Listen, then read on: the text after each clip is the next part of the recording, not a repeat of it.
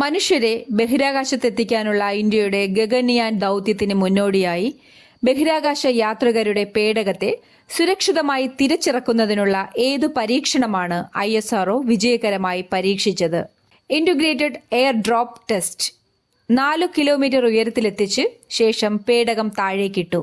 ലോകത്തെ ഏറ്റവും ഉയരം കൂടിയ 4ാമത്തെ സൈനിക വ്യോമതാവളം ഇന്ത്യയിൽ വരുന്നതെവിടെ? തെക്കൻ ലഡാക്കിലെ ന്യോമ. സമുദ്രനിരപ്പിൽ നിന്ന് 13,700 അടി ഉയരം. ചൈനീസ് അതിർത്തിയിൽ നിന്ന് 30 കിലോമീറ്ററും ലേയിൽ നിന്ന് 200 കിലോമീറ്ററും അകലെ സ്ഥിതി ചെയ്യുന്നു. രാജ്യത്തെ ആദ്യത്തെ ഹൈഡ്രജൻ തീവണ്ടി നിർമ്മിച്ചതെവിടെ? Perambur integral coach factory. Deputy ദേശീയ സുരക്ഷാ ഉപദേഷ്ടാവായി നിയമിതനായത് അനീഷ് ദയാൽ സിംഗ്. ഈയിടെ ക്രിക്കറ്റിന്റെ എല്ലാ ഫോർമാറ്റിൽ നിന്നും വിരമിച്ച ഇന്ത്യൻ താരം ചേതേശ്വർ പൂജാര. 62 വർഷം ഇന്ത്യൻ വ്യോമസേനയെ സേവിച്ച ശേഷം പ്രവർത്തനം നിർത്തുന്ന യുദ്ധവിമാനം MiG-21.